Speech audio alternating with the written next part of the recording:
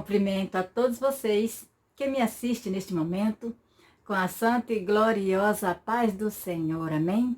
Esta que vos fala é Obreira Maria de Jesus, serva do Senhor.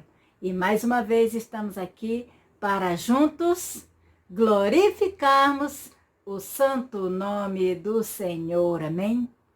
Quero agradecer em primeiro lugar a Deus pela oportunidade que Ele está nos dando de podermos apresentar este trabalho.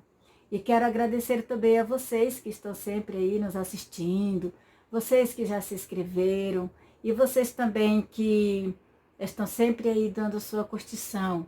E vocês que estão esquecendo, não esqueça não, nós precisamos muito aí da sua cooperação. E não esqueça também de compartilhar para aquelas pessoas que você conhece e sabe que precisa de oração, de uma palavra amiga. Amém? Vamos agora ouvir o que o Senhor tem a nos dizer através da sua palavra. Lembrando que nós hoje vamos concluir um assunto que já foi abordado nos 2 vídeos anteriores. E hoje nós queremos encerrar. Então, a leitura de hoje se encontra no livro de Gênesis. Eu vou ler o capítulo 45, do versículo 4 até o versículo 9. O título é José dá-se a conhecer a seus irmãos. Ouçam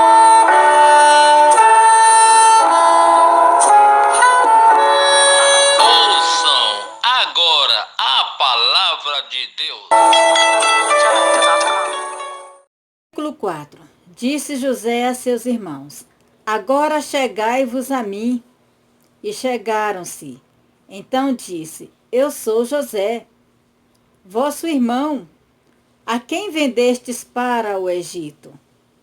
Agora, pois, não vos entristeçais, nem vos irriteis contra vós mesmos, por me haverdes vendido para aqui. Porque, para a conservação da vida, Deus me enviou adiante de vós, porque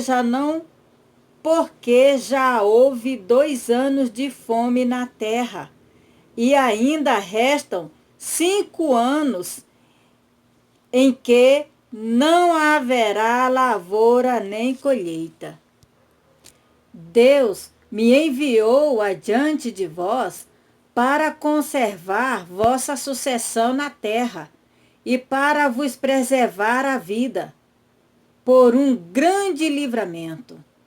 Assim, não fostes vós que me enviastes para cá, e sim Deus, que me pôs por pai de Faraó e senhor de toda a sua casa, e como governador em toda a terra do Egito. Versículo 9.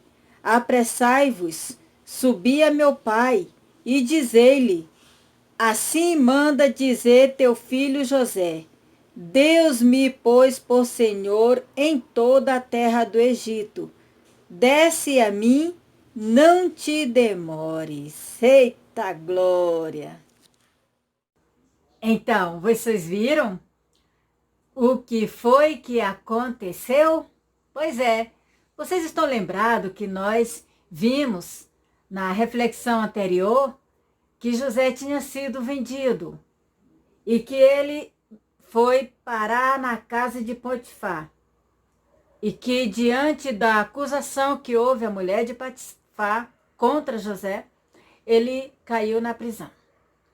Então, o que foi que aconteceu com José enquanto ele estava na prisão? O carcereiro colocou nas mãos de José todos os prisioneiros, toda a responsabilidade que ele tinha ali na prisão, ele colocou para José cuidar. Aonde que já se viu o responsável por uma prisão colocar um presidiário para ser o responsável, para cuidar de outros presidiários? Pois foi exatamente o que aconteceu. Deus estava na vida de José e ele era próspero em tudo que ele fazia. Tudo que ele fazia, ele procurava fazer com perfeição. Essa é a diferença.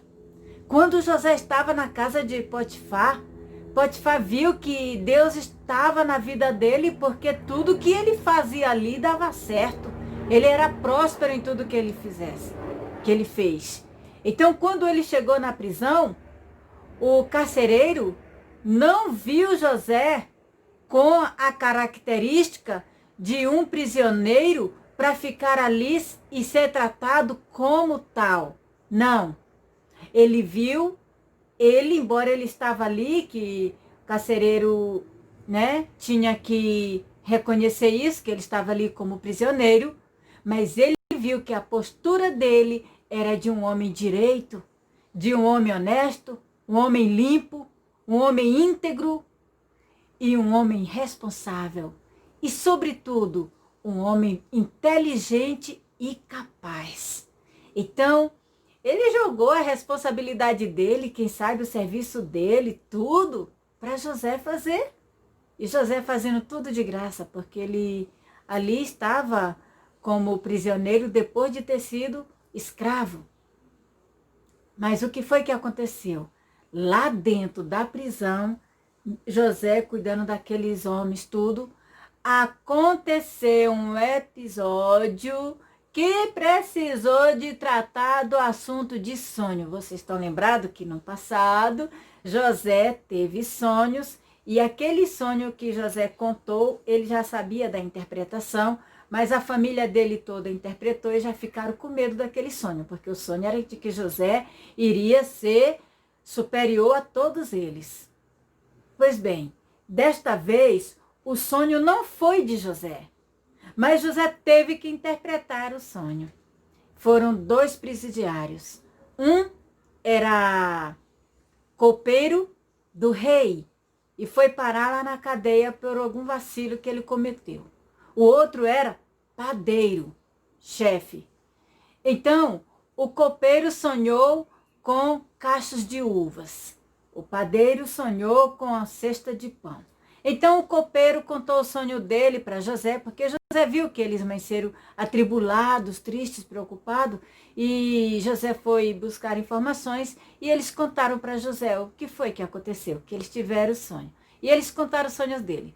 De certa forma que José falou logo a interpretação do sonho do copeiro. E ele disse: quando você sair daqui, lembra-te de mim e me apresenta ao rei, a Faraó, para que eu saia dessa masmorra. Eles chamavam de masmorra. E ele falou que ele estava ali sendo condenado injustamente. E depois, o outro, que foi o padeiro, chefe, pediu para José interpretar o sonho dele. Aí José interpretou, só que o sonho dele foi muito triste. Ele não imaginava. Depois que ele viu que o sonho do colega era bom, que o colega ia ser livre da prisão e iria voltar ao seu cargo de origem, esse também pensou que talvez acontecesse a mesma coisa com ele, então ele teve interesse de contar o sonho dele para José, talvez esperando que fosse um sonho bom, um resultado bom para ele, mas não foi. O resultado foi de que ele iria sair dali para a morte, iria ser morto. Então, aconteceu exatamente como José falou. Acontece que o copeiro esqueceu de José e depois daquele período, passou-se 2 anos depois daquele tempo. Aí aconteceu que Faraó teve um sonho, 2 sonhos. Ele sonhou com 7 espigas gordas, cheias, lindas e maravilhosas. E depois sonhou com 7 espigas magrelas, secas. E as espigas secas devoravam as cheias. Aliás, esse foi o segundo sonho. O primeiro foi com 7 vacas gordas, roliças, bonitas. E 7 vacas magras. Eu só sei que ele teve esses 2 sonhos. Aí José foi e lá estava na prisão quando o faraó contou o sonho e não teve ninguém que conseguisse interpretar o sonho de faraó. Ninguém. Aí o padeiro lembrou de José. Aí falou isso para o padeiro não, perdão, o copeiro. Aí falou para faraó que José sonhava, interpretava sonhos. Aí mandou chamar José. Quando José chegou diante de faraó, José interpretou o sonho de Faraó e ainda disse para Faraó o que ele deveria fazer, porque aquele sonho significava 7 anos de fartura e depois 7 anos de seca, de fome, não só no Egito, mas por todas as regiões da redondeza também. Então ele já falou para Faraó que ele deveria fazer um abastecimento de reserva para poder suprir quando chegasse o tempo da fome. Então, foi isso que aconteceu. Faraó gostou da ideia de José, mas não só teve a ideia de colocar alguém para fazer esse serviço, como escolheu o próprio José. Aí ele diz: pois é, agora então eu vou colocar você para ser o responsável para administrar toda a nossa riqueza, tudo que entrar. E José foi e administrou tão bem que foram grandes os reservatórios. Eu não vou aprofundar muito nesses assuntos aí, porque é uma história longa também. Então vamos adiantando aqui um pouco. De fato tal que quando completou 2 anos de fome, houve necessidade, que foi a leitura que nós lemos aqui, 2 anos, houve necessidade do povo que morava em Canaã, que era justamente os seus parentes, ir até lá atrás de alimento. E todo mundo que ia comprar alimento, todo mundo que estava precisando, ia procurar José. E olha que José, ele era ali, depois do rei, ele era o manda-chuva, mandava em todo mundo ali. Tudo estava sob a responsabilidade dele. Então, aqueles homens foram lá atrás de José, sem saber que era José, o irmão dele. E o que foi que aconteceu? José reconheceu seus irmãos, mas ele também não deu mole. Ele não chegou para seus irmãos e se apresentou. Não, ele deu uma lição boa nos irmãos. Ele Mas, como é que a gente fala? Ele judiou um pouco dos irmãos, deixou os irmãos bem preocupados mesmo. Porque os irmãos chegaram lá, ele reconheceu, mas para ele conversar com os irmãos, ele usava um intérprete. Então, esse intérprete ficava fazendo, né, aquelas interpretações da fala dos irmãos para José. Os irmãos não imaginavam que José sabia da fala deles, o que eles estavam falando, então eles ficavam conversando entre si, perto de José, um reclamando do outro, dizendo que toda aquela situação estava acontecendo por culpa deles, que foram vender o irmão no passado, não porque eles lembrassem que esse irmão fosse José, mas eles chegaram a ponto de entender a mensagem, ou seja, de entender que a mensagem que estava tendo para eles ali é que eles estavam pagando com a mesma moeda, porque assim como eles mataram, deram fim em José, agora eles estavam sendo castigados. E qual era o castigo? José exigiu que eles trouxessem o seu irmão mais novo, que era Benjamim, o irmão deles mais novo. E o pai não iria liberar, porque o pai nunca mais quis se desprender de Benjamim, porque era o único filho de Raquel que estava no poder dele. Porque para ele José já tinha morrido e Raquel só teve 2. Então, os irmãos não quiseram fazer isso que José estava pedindo por medo da reação do pai. Mas José foi tão rigoroso com eles, que disse que eles tinham que ir buscar o irmão. E enquanto eles fossem buscar o irmão, tinha que deixar um preso. Deixou quem? Simeão, aquele que foi o cabeça do crime. Simeão ficou preso lá, enquanto os irmãos foram lá buscar Benjamim. Só que os irmãos foram lá, quando chegaram em casa, que contaram a história para o pai disse: Benjamim não vai. E eles lutaram e ele disse: não vai. não vai mesmo. E o pai não deixou. Mas a comida que levaram acabou. Então o pai teve que mandar eles voltarem para pegar mais comidas. Aí ele disse: olha, nós só vamos se você mandar o teu filho ir, porque senão aquele moço falou severamente que não vai deixar, né, a gente voltar, porque ele quer Benjamim. Aí o pai liberou, vai. Quando chegou lá, José criou outra estratégia de deixar o copo dele de ouro dentro do saco de mantimento de Benjamim. E quando eles foram embora, chegou numa certa distância, aí apareceu gente lá dizendo que ele tinha roubado o copo, que eles tinham roubado o copo do rei, do governador, e foram procurar, estava no saco de Benjamim. Ele disse: esse seria morto. Todo mundo ficou em desespero. Ele disse: vamos levar o garoto. Aí teve que ir todo mundo junto. Não, o garoto não vai sozinho, não. Aí foi todo mundo de volta para até José para ver o que ia resolver, porque o garoto não podia ficar.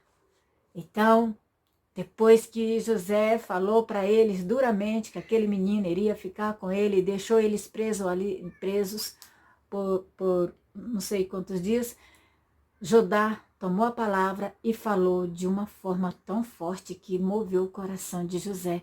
Aí foi quando José não resistiu. Até anteriormente, José falava com eles duramente, mas José se escondia depois para chorar. Mas dessa vez José não aguentou e falou: eu sou o irmão de vocês, eu sou José. E ele falou assim com uma bravura tão grande que chorou tão alto que todo mundo escutou, quem estava por mais próximos, um pouco distante. Porque José ficou ali naquele momento comovido e aqueles irmãos dele choraram. E foi aquela coisa toda, de fato, que José mandou os irmãos voltarem para chamar o pai. Foi a leitura que nós fizemos, de que eles teriam que ir até o pai para avisar para ele que José estava vivo. E José mandou, né, essa mensagem. E ele falou para os irmãos que Deus criou toda a situação, porque esse dia de fome iria chegar. Então Deus queria manter a família, para preservar a família. José sabia que diante da condição daquele povo, do seu próprio povo, 7 anos de fome, não ia ficar nenhum vivo. Então José falou para os irmãos bem claro, que não foram eles que venderam José por conta própria. Foi Deus que permitiu para livrar os seus descendentes e conservar a geração, por causa do tempo de seca. E José disse: agora que se passaram 2 anos, ainda tem 5 anos por aí. Se só passaram 2 anos de seca e a família de José estava naquela situação calamitosa, imagina, depois de 7 anos. Então José e os irmãos ali ficaram felizes e buscaram a família. José preparou um terreno e colocaram eles ali, e ali tudo de bom. A fome continuou em todo o Egito, em todos os territórios em volta, mas na terra do povo de José havia fartura em abundância, não faltou nada. Vocês entenderam aí qual é a mensagem? Amados, a mensagem é essa. Deus permite que aconteça conosco alguma coisa dura, alguma coisa difícil, alguma coisa pesada, para nos livrar futuramente de algo que talvez fosse acontecer e nós estivéssemos ali sendo guardados, protegidos, amparados. Por isso, amados, nunca devemos murmurar com os problemas, com as situações que estão nos acontecendo.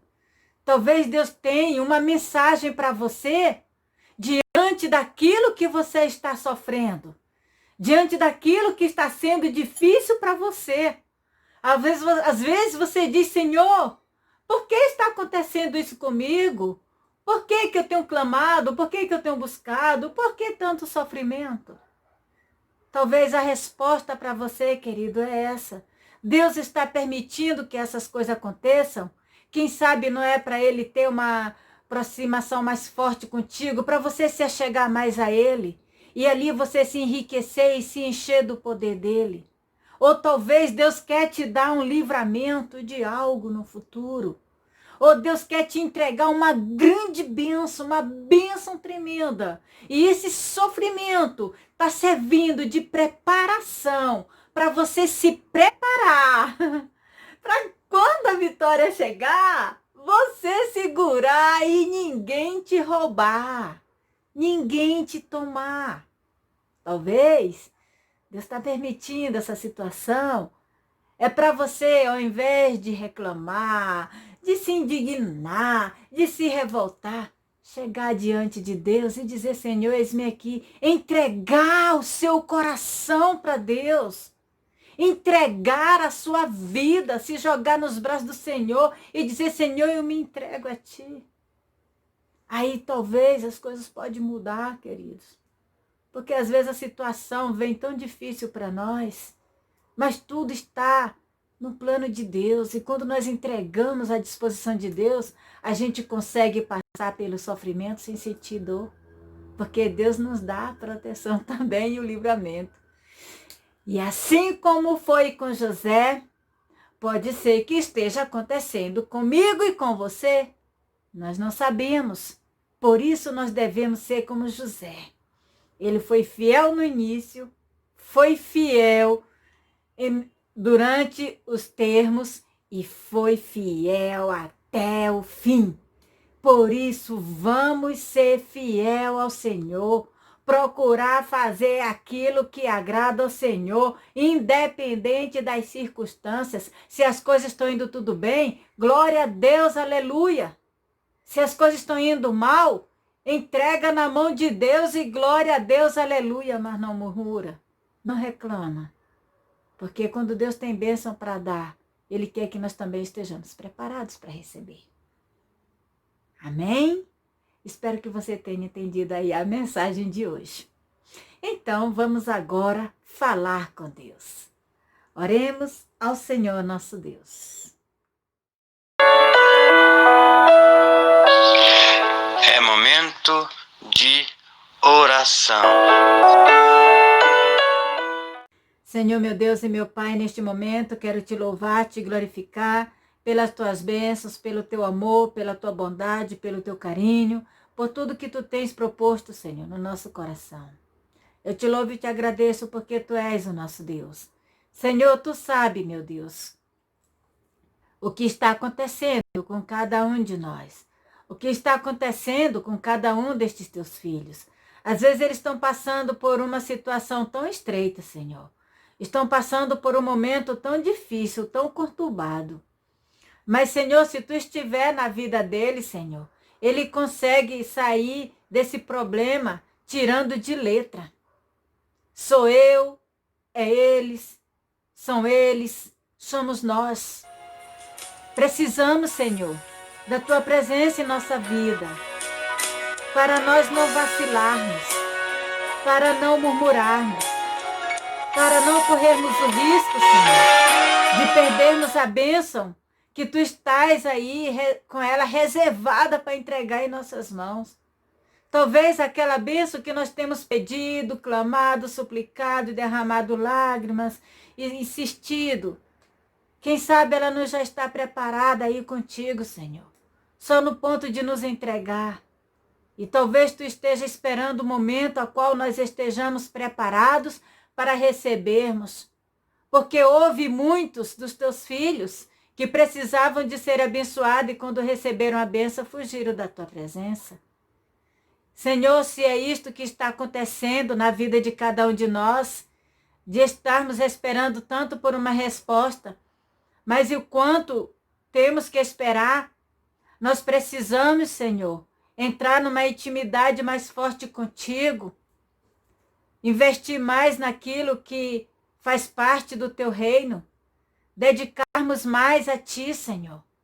Enquanto, Senhor, a nossa bênção não chega, nós devemos te louvar e te glorificar pelo que tu és, porque tu és digno de todo louvor, de toda glória.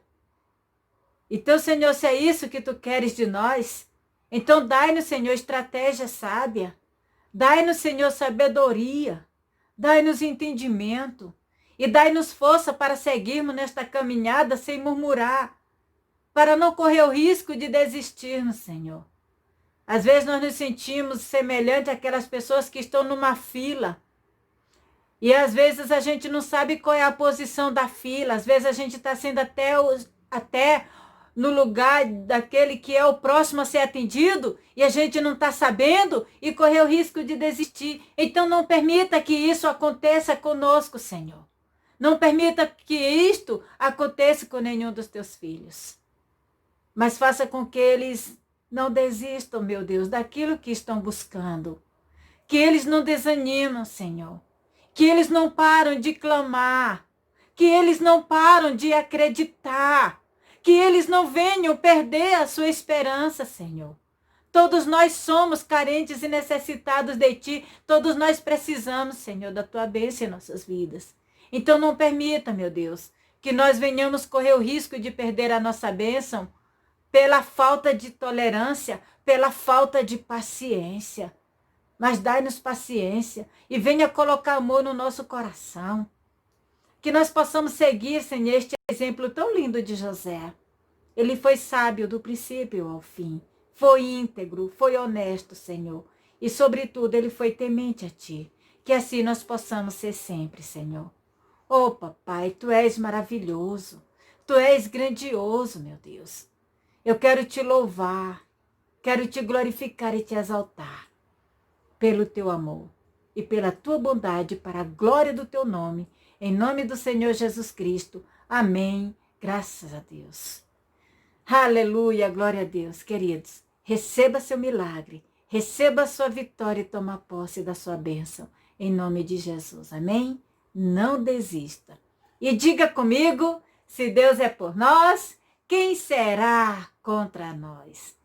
Fique na paz. Deus abençoa.